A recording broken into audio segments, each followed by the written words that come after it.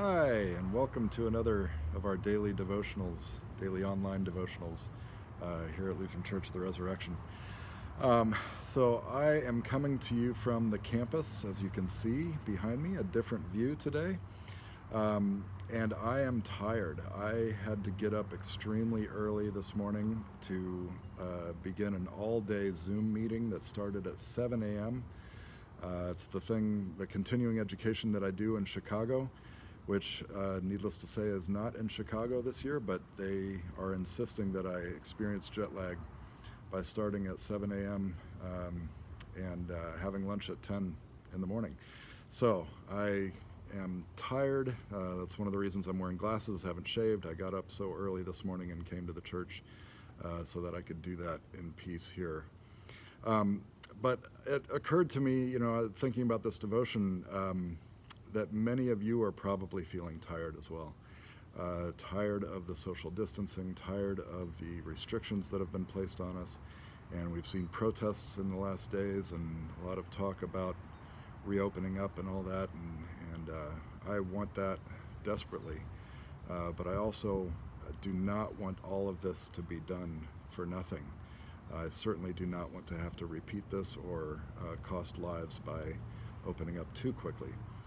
So in any case, I came across a verse today that normally is used at weddings, but I saw a version of it that I thought was really quite insightful. And it's interesting because one of the things I'm studying in family systems, which is my conference today on Zoom from Chicago, is the idea of self-differentiation and ensuring that while I focus on my own functioning, that has an impact on the functioning of others around me.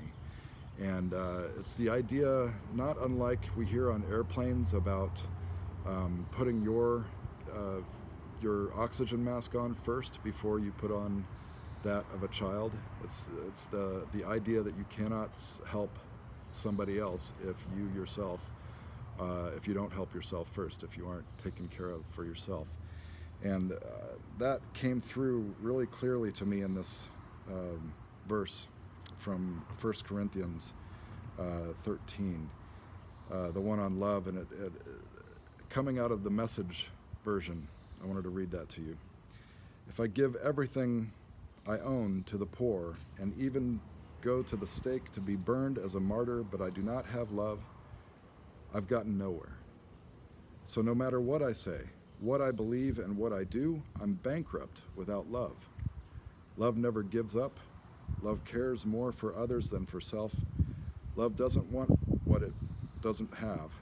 Love doesn't strut, doesn't have a swelled head, doesn't force itself on others, isn't always me first, doesn't fly off the handle, doesn't keep score of the sins of others, doesn't revel when others grovel, takes pleasure in the flowering of truth, puts up with anything, trusts God always looks for the best, and never looks back, but keeps going to the end.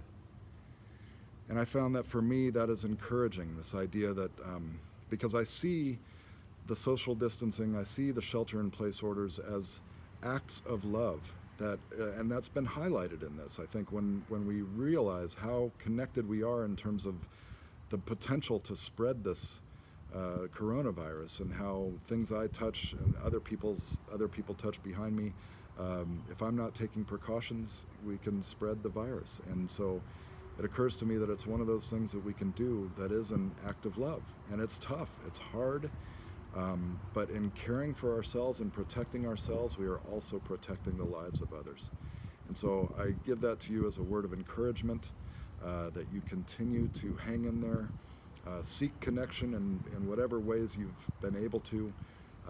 Reach out to us if needed. Feel free to do that, and hang in there.